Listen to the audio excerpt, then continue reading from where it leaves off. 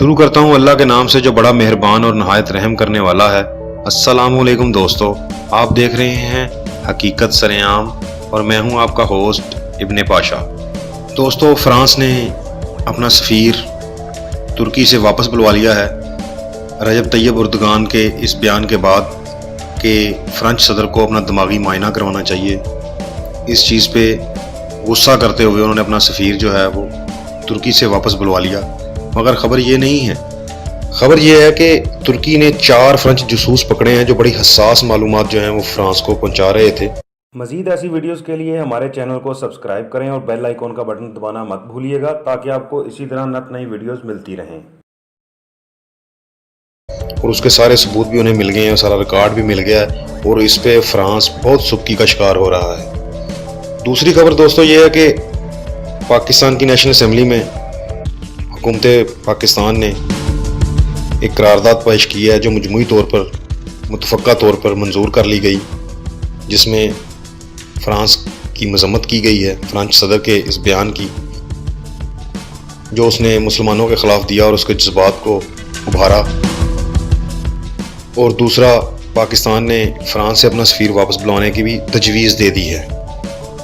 دوستو، پاکستانی نیوی تقریباً 250 ارب کے ہیلی کاپٹر، جنگی ہیلی کاپٹر جو ہے وہ خرید رہی تھی فرانس سے، وہ ڈیل بھی کینسل کر دی گئی ہے اور اس کے لیے اب چائنا سے ہماری بات چیت چل رہی ہے۔ تو یہ بہت بڑا دھچکا ہے جو فرانس کو ملا ہے، 250 ارب روپے کا۔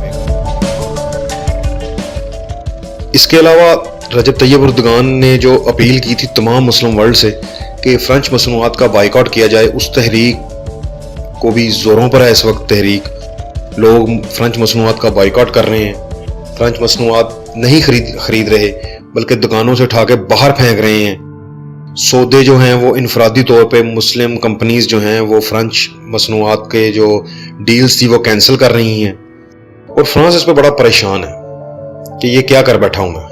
اور دوسری طرف دیکھیں آپ کہ عرب نیوز کی یہ خبر تھی کہ سعودی عرب جو ہے جو عربوں اور مسلم ورلڈ کو لیڈ کرتا ہے، وہ فرانس میں اس ٹیچر کے قتل کو کنڈیمڈ کرتا ہے، اس کی مذمت کرتا ہے۔ بے شرم اور بے غیرت لوگ، یعنی کہ جو اس ملعون نے جو بکواس کی، جو آپ صلی اللہ علیہ وسلم کی توہین کی، آپ کے مزاحیہ خاکے بنانے کی جسارت کی، اس کی گردن اتارنے والے شہید عبداللہ، جس کو اللہ تعالیٰ جنت الفردوس میں جگہ دے گا انشاءاللہ تعالیٰ، اس کی مذمت کر رہے ہیں۔ یہ بغیرتی کی انتہا ہے۔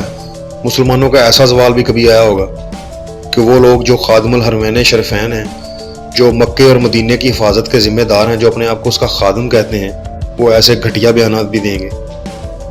اور دوسری طرف دیکھیں کہ فرانس جو ہے وہ کہہ رہا ہے کہ ترکی اور پاکستان، یعنی کہ رجب طیب اردگان اور عمران خان جو ہیں وہ اوور ری ایکٹ کر رہے ہیں، وہ فرانس کے اندرونی معاملات میں مداخلت کر رہے ہیں۔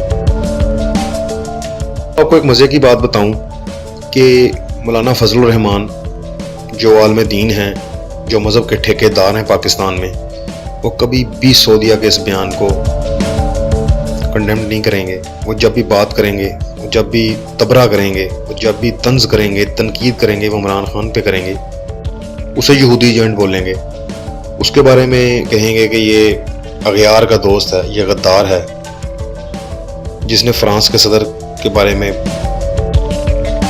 اس کے خلاف بڑے زبردست بیان دیے اور اس نے کہا کہ فرانس صدر جو کر رہا ہے وہ غلط کر رہا ہے، مسلمانوں کے جذبات سے کھیل رہا ہے اور اس کے نتائج اچھے نہیں ہوں گے۔ وہ عمران خان پہ تو ضرور بات کرے گا مولانا فضل الرحمان، مگر کبھی سعودیہ پہ بات نہیں کرے گا۔